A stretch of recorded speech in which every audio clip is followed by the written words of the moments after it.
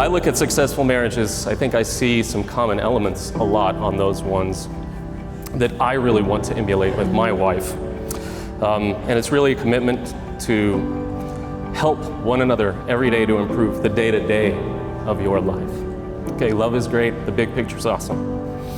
I think you may hear a lot about all those things we talked about, communication, respect, all those are a piece of the puzzle, but I don't know if it's all about any one of those things. You can't boil it down. I think it's easier to characterize what marriage is not about, and it's not about you or you, it is about we. I think that is a big thing that I realized as I continued forward on my path, building a team that's stronger than the sum of its parts. I think love is definitely the fuel, but it's that day-to-day execution that makes a marriage successful in my mind. That's where the communication, the respect, the patience that we talk about, those all come in there. And sacrifice, it's that transition process from, for me, a lot of I to a lot of we that I think is what you have to be ready for. I've known Jeff for 20 years this year, 20 years. He's my best friend. And if you guys were at the rehearsal last night, you heard his father mention he is extremely accomplished over those 20 years. And that takes a lot of self-focus and self-determination. A lot of focus on that, discipline. And I know nobody would say this about Jeff Big, but when you spend a lot of time focusing on yourself and your accomplishments, you may get a little egocentric. Again, not this man. But it can happen.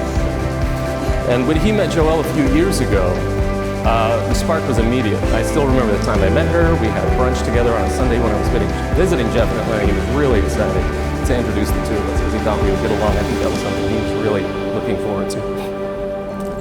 Things started off really well, but I think anytime you get a few months into a relationship, there gets to a point where you have to extend your trust, extend your commitment. He called me one night and he was like, I'm kind of there, but the way things had gone in the past, I think that was a tough step.